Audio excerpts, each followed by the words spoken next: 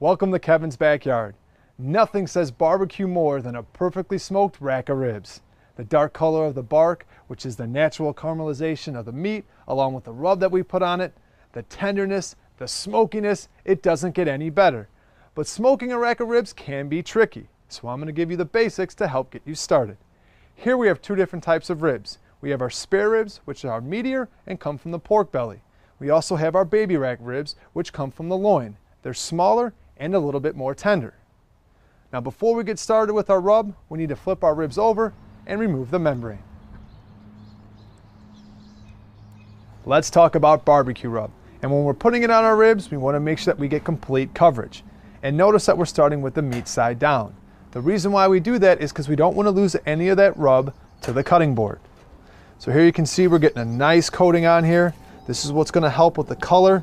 It's going to give us that great color bark, which is where a lot of that flavor is going to come from on these ribs. Now once we've got that coverage, flip them. We're going to start with the meat side.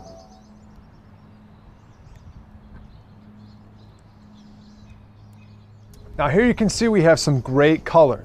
And I recommend putting your rub on at least 24 to 48 hours before you're going to smoke your ribs. But if you don't have that kind of time, no matter what, you should always be taking your ribs out of your fridge at least 30 to 45 minutes before you're going to smoke them. This will help bring them up to temperature and make them more tender during the smoking process. Let's talk about putting our ribs on our smoker. How many of you have heard of low and slow? That's temperatures at 225 to 250. That's what we're using today. And let's also talk about the woods we're going to use. Today I'm using cherry, which is going to give our ribs a sweet flavor. Keep in mind, if you like hickory or mesquite, these are very pungent woods. You can overuse them, leaving your food with a bitter flavor or a campfire flavor. So less is more. Try using 3 to 4 chunks. Smoking is an experience, so don't run out surfing, don't go to a movie. We need to stay home and monitor our smoker every hour on the hour.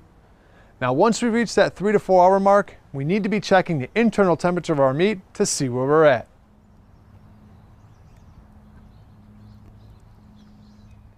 Our ribs are at 165 and now we need to wrap them. And wrapping is going to help loosen them up and it's going to make them more tender.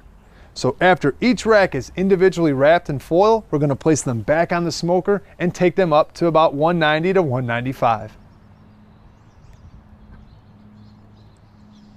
Our ribs have reached 190 and we've taken them off the smoker and out of the foil.